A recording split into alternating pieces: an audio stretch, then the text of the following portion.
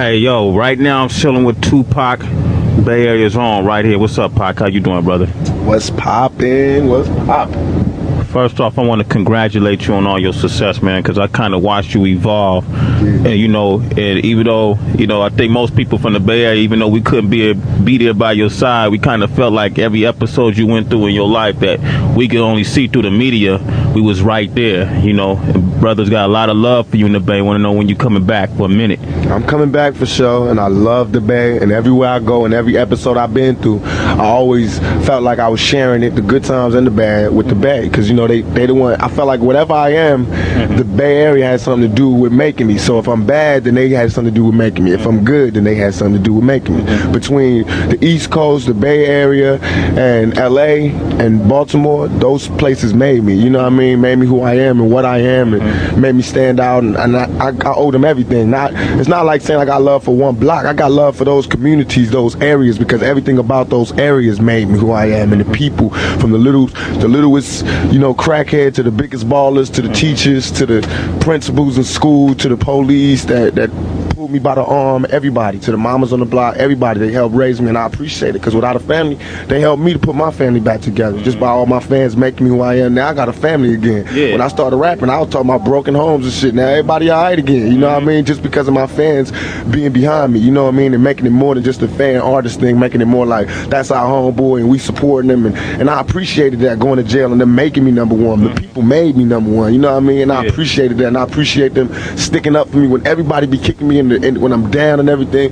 That's love, and I never trade that. So for the Bay and Philly and all those areas, man, all those ghettos, all those towns, I love you, and don't let this East Coast, West Coast thing get to you. I love y'all with all my heart, with everything, man. I do this for y'all. Just know that if it was you, you do the same thing in my position.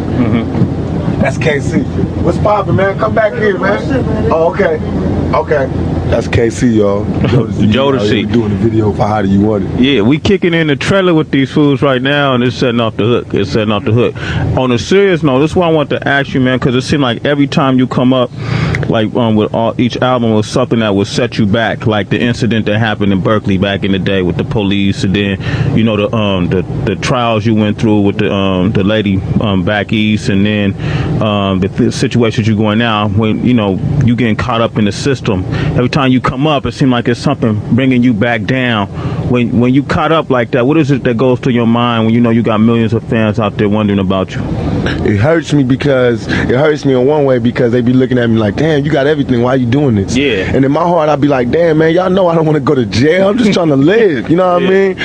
And on the other hand, it's like, I can't really take it personal because I'm a reflection of the community, and all young black males are going through that. Young black females, young white males, a lot of minorities, period, is going through that. You know what I mean? Going through trying to come up and then getting pulled back 5 steps, and you make 8 steps and they pull you back 18 steps. So to me, it's not personal because they all going through it. Only thing that makes it different and original with me is that people get to watch it from the beginning to end like a soap opera. You get to watch mine, and with everybody else, they get to hide, and go to their homes and deal with it and get over it. With me, you seen me doing it. You seen me deal with my greatest pains. You seen me get over things and go through things, and handle my life, and you seen it. Everybody saw it. So that's what makes it different.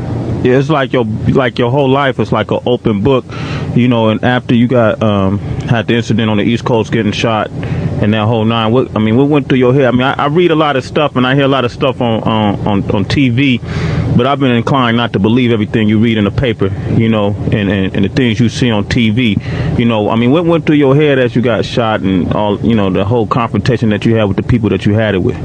I came from it, slowed me down. Went through my mind, was like, damn, I'm shot. I couldn't believe I could ever get touched. You know what I mean?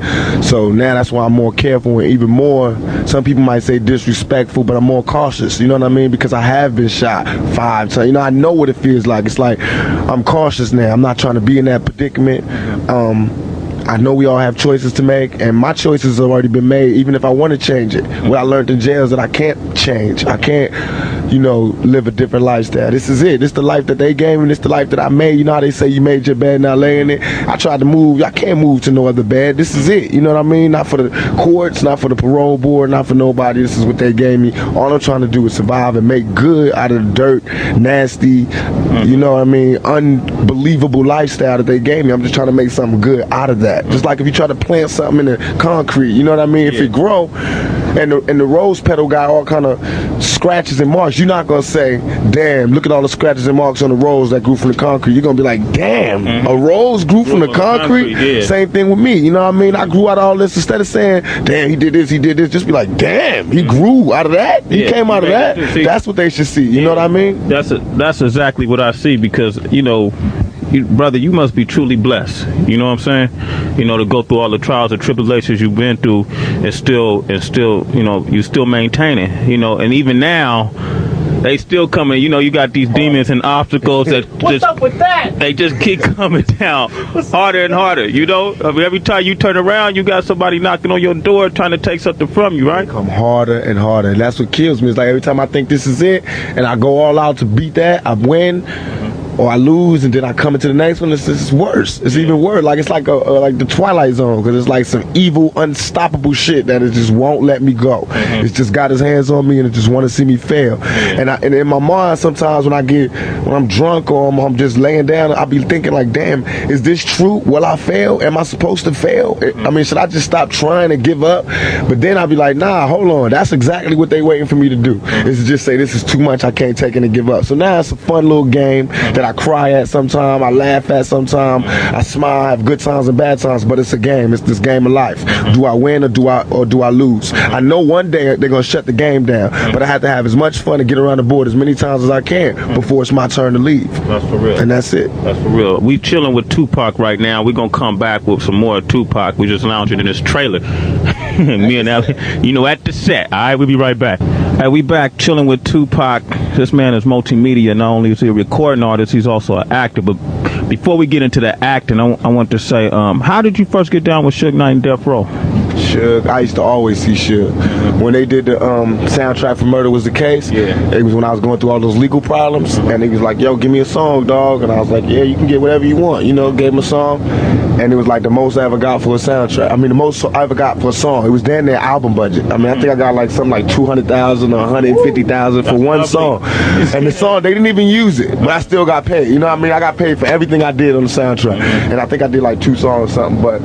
And I remember when he did it like, yo, it wasn't even like because he was jocking me. He did it because he knew I was having crazy legal problems. And I was a man. He had asked me to come to Death Row, and I was like, I ain't ready. And instead of like taking it personal, he just did that for me. And I appreciated that. So when I'm in jail and I'm sitting there, what made me do the Death Row thing, because I was really going to quit rapping. But then Puffy and Biggie and all of them came out in the vibe, and they lied, and they twisted the facts. And all I wanted to do was end everything. All I wanted to do was end everything and walk away from shit. You know what I mean? Like how Scarface and all them niggas do. I want to get out the game. I'm trying to get out the game. They want to dirty up my memory. They want to dirty up everything I worked for. So it made me come back. Instead of quitting, it made me come back more relentless to destroy what in fact is my comrades, to destroy what used to be my homeboys, what I worked for, my closest clique. You know what I mean? I worked hard all my life as far as this music business to make it East Coast, West Coast love and make everybody feel comfortable. And I dreamed of the days when I can go to New York and be comfortable, and they can come out here and be comfortable. So it's not like when people say, why are you doing it so silly? It's not like it's not silly at all. But you can't disrespect the love. You can't disrespect the peace treaty. That's just like when the Indians made deals with the white dudes and they would just come and rape their women and shoot them up and then leave. No, the Indians ain't gonna love white people no more. They gonna want to kick up some dust until we think about it and renegotiate the terms of the treaty. And that's what I'm talking about.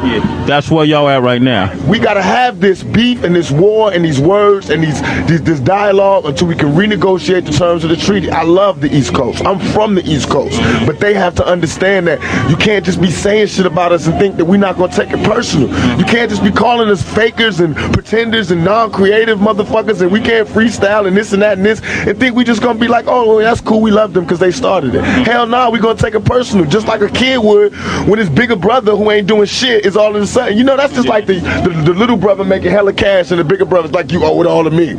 That's wrong. You know what I mean? Don't be mad because the little nigga's coming up.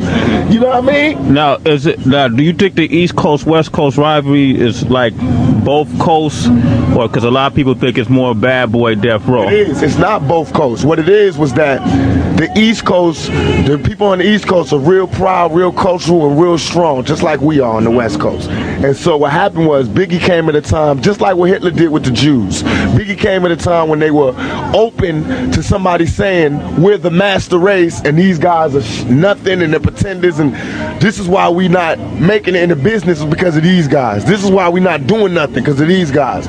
So the East Coast really not hating us, really not knowing nothing about us, but just listening to their supposed to be leader. You know, listening to the person that was representing for them. Like, yeah, okay, well, Biggie, you know, he from Brooklyn, woo. You know what I mean? And that's what happened. And so all of a sudden, people saying stuff that they didn't even know was what they was doing was like ending our culture when we started. We held it down for y'all. That's how I felt. I was in tears. Like, what? When y'all was out there on some, when LL was dancing with women in silver suits and niggas was on some other shit, which I'm not mad at because I might do that one day. And I love them niggas. You know what I mean? But I'm saying when you was being creative and wanting to try other boundaries, we was holding it down with this hardcore shit. It might not have been what you wanted, but it kept rap alive for years. It kept money coming in. It let them notice us. So how could you look at us now and be like, this ain't good enough? You know what I mean? We the broken home. Y'all ain't teach us this. We ain't come from we ain't got no subways or graffiti. We learned this, I mean, in spite of the gangs, in spite of all of that, we came up with this culture. You know what I mean? So I felt like we never got what we deserved. And I took it personal because I'm from the East Coast and I know about that culture, but I know about this culture because I was here when it was getting put down. So now I'm doing what the East Coast would have did if the West Coast did this to the East Coast. I'm riding for my side. You know what I mean? You wrong. This is not right. Recognize us. And the only way the East Coast gonna recognize us is for us to do it on records, my money, my sales, and by representing it. Just like KRS-One.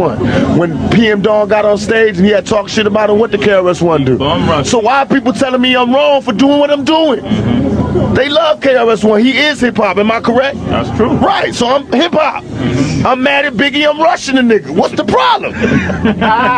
That's real. If the East Coast separate themselves from Biggie, we'll do shows in the East. Everything is beautiful. But so far, the East Coast has been with all interviews I read, every letter I read. Niggas is like, fuck Tupac, Biggie this, Biggie, like he's representative of the East Coast. So that's why I attack as though I do, because I'm a general and I'm a smart general. And I'm not going to attack at no blind soldiers. I'm going to attack at those attacking me. Only reason people was mad now is because I came out of jail and made this shit a reality. When I got out of jail, the West Coast, East Coast shit was really started. California love, what I was saying, put it down. And now them niggas is mad because money is fucked up. Attitudes have changed. It's not as safe as it used to be. Niggas got to think about their business steps, and that's what I wanted to happen. Now let's go to the table. Let's talk. Let's make peace. Let's work it out. Let's get a community the money. So you saying with a conversation with guys like Puffy, Biggie, and that whole East Coast? Sit down and conversate with Puffy or Biggie because that's like Scarface sitting down with the dude he overthrew. You know what I mean? They not on my level, but I can sit down with the OGs from there, which we are doing. People don't even know we not beefing with the East Coast. We starting Death Row East. With Eric B, all the OG niggas out there from the East Coast. We got Kane, Christopher Williams, all these artists. We're trying to get Bobby Brown, all these artists. We're trying to put the East Coast Death Row just like the West Coast Death Row and make it major. You know what I mean? Big. Right, but we're not doing that until we get this business settled. And even while we doing that, we're trying to get the Wu-Tang niggas, because I love them niggas. I feel as though they represent the East Coast how we represent the West Coast. And I love them. You know what I mean? So that's what we trying to do. We doing it like if everybody raps is what they really think, then everybody should understand what I'm doing, because it's gangster shit, number one, it's war shit, number two, and it's all by the rules of the game. You know what I mean? I'm doing shit, I'm calling for dialogue. I'm gathering attention for dialogue, which is what you do in a struggle for power. That's real, that's real. We still chilling with Tupac. It's intense. I love this, brother. I like this, my man, keeping it real. We're gonna come back with more Tupac right here. Man, I want to ask him, hold up, one more thing with the thing. Man, that's so profound what you're saying. But it's real, huh? It's real. It's so real. I never Hey, thought but about it's it. realer It's than what so brothers. profound. They see people think it's realer than what they think. People think I just got out of jail and was like, just because I got shot on the East Coast, I'm like, fuck the East Coast. Yeah. No, No. half the rappers from the East Coast was there when I got shot. Nobody knew a thing. That's just like you come into the hood and the police ask them what happened, and everybody's like, I don't know. You know they lying. And all I was doing was like, give me my proper etiquette. If Biggie was out here on the West Coast, he was in the studio with me and we homeboys, and he got shot, no, I wouldn't tell him who did it, but I wouldn't go ride on niggas who did it, but he would want to know who did it. And I'd be like, look, man, these niggas from Watts did it. Boom, this is why they want to talk to you. When. That's how I do it. Just like when the niggas from the 60s wanted to get a trench. I went to them personally and talked to them. I do it by the rules of etiquette. So I got shot. I'm like, yo, what happened? Come see me in jail. Biggie all in the air to my Parker's my homeboy Woom, but not seeing me. My homeboy Stretch is going to Biggie's concerts. Niggas is like abandoning me. But all in the air and on TV, they like, yeah, Pac, rest, keep the struggle on. I was like, yo, I'm starting to turn into like Slick Rick. Niggas is just going to act like I'm going to just be in jail and they going to give me shout outs and try to take my position. And if you watch, that's what Biggie did. Listen to us. I was there, nigga. I trained the nigga. He used to be under me like my lieutenant. The nigga, I used to come to New York. I used to do shows and let the nigga come on before I did Keep Your Head Up and Get Around. Because nobody knew the nigga in New York. And I used to tell a nigga, yo, if you want to make your money, you got to rap for the bitches. Do not rap for the niggas. I told the nigga, don't rap for the niggas. Rap for the bitches. The bitches will buy your records and the niggas want what the bitches want. So all of a sudden, he changed from being listen to party and bullshit. Listen to his style. He changed from that to Big Papa. Because of me. He had my album, Me Against the World was the second one. He had the first one. I changed everything because Ready to Die came out and it sounded like my album. All my album was about, dealing with death. And then he came out Ready to Die and I had to switch it. Wow. That's why it was less East Coast rap, East Coast beats, because Biggie had just took my shit. But you can listen to it. That's what that was his success too, because he took West Coast sound. We flipped it. I told him that. I told him that. I trained. He was supposed to be Thug Life.